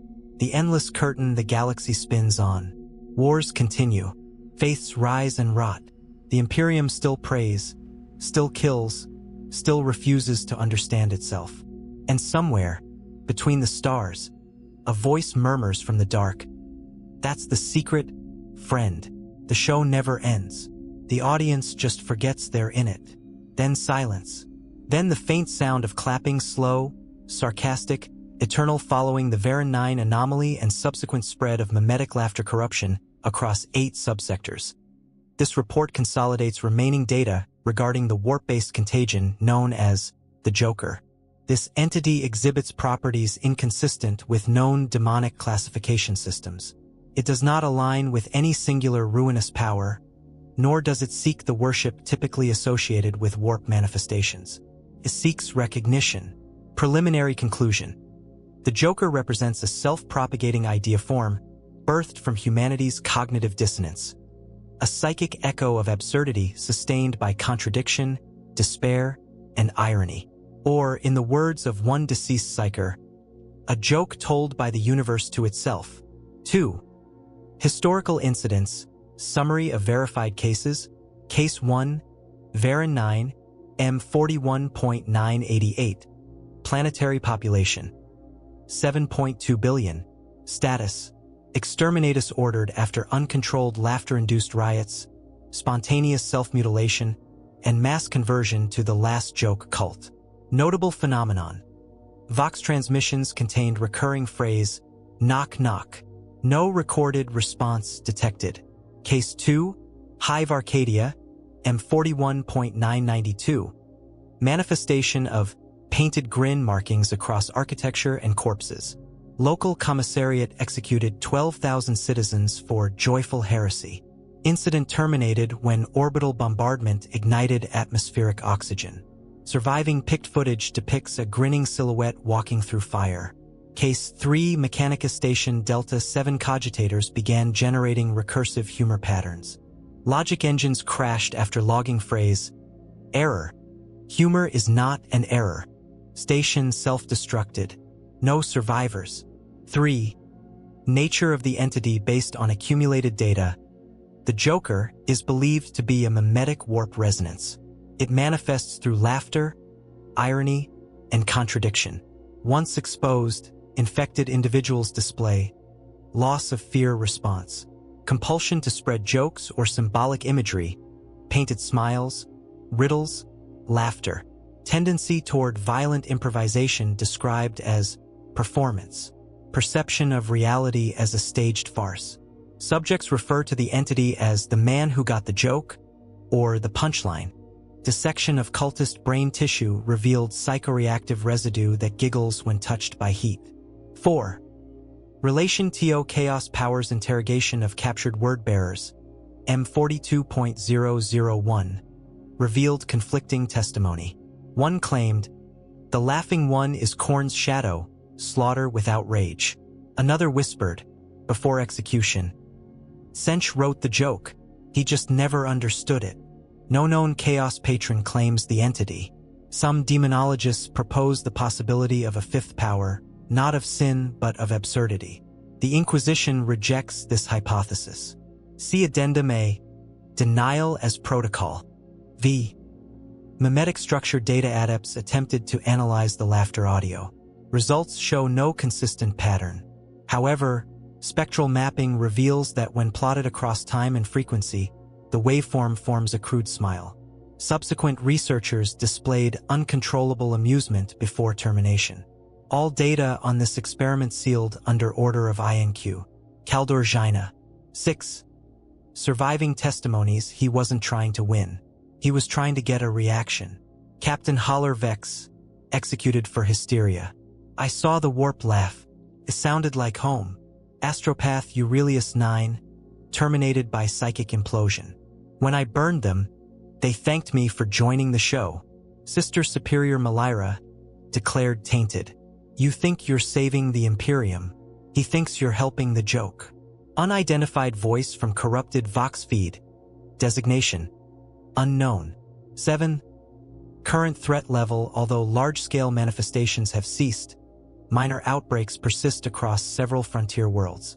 Symptoms include unexplained laughter during Imperial sermons, graffiti of smiling faces, and Vox transmissions containing humoristic static. Mimetic inoculation protocols have proven ineffective. Silence is not immunity, only delay. Recommendation: total information lockdown. Any mention of laughter contagion to be treated as Class 6 warp heresy. 8. Personal addendum unauthorized. Voice recording fragment, Inquisitor Lexa Rhine. "He never wanted worship. He wanted to be remembered. We call him a monster because that's easier than admitting what he is. A mirror. He showed us what the Imperium truly is. A clown screaming in a cathedral." Pause. "Sometimes when I close my eyes, I hear it too. That laugh.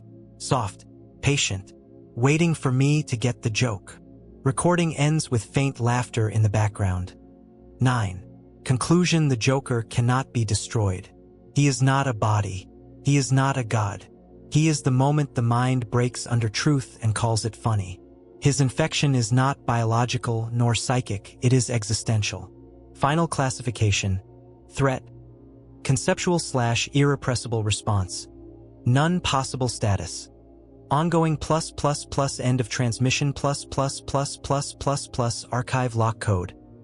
Redacted by Ordo Malleus final line. Inquisitorial seal . You can silence laughter. You cannot unhear the joke. Voice. Is this thing recording? Pause. Breath. Another breath. Voice good. It needs to be said. Someone has to say it. You think you understand corruption. You think it's claws and whispers and demons in the dark.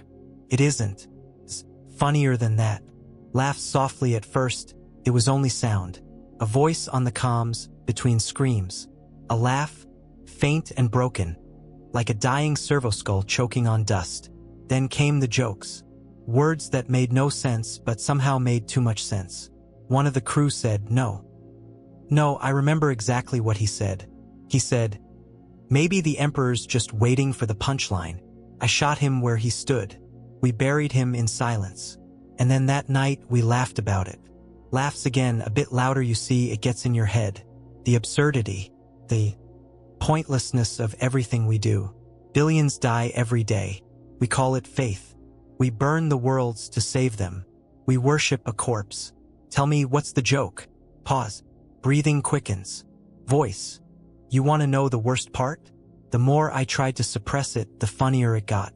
Every command, every sermon, every Ave Imperator. It all sounded like a performance. A bad one. And then I started hearing him. That voice. Right behind mine. Repeating what I said. But smiling. Laughs under breath. He told me something.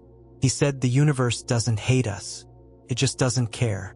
And when you finally understand that, when you stop screaming at the void for answers, you laugh. Laughs again. Higher pitch now. They told me the laughter would stop once the air filters were purged. They said it was spores, or psychic residue.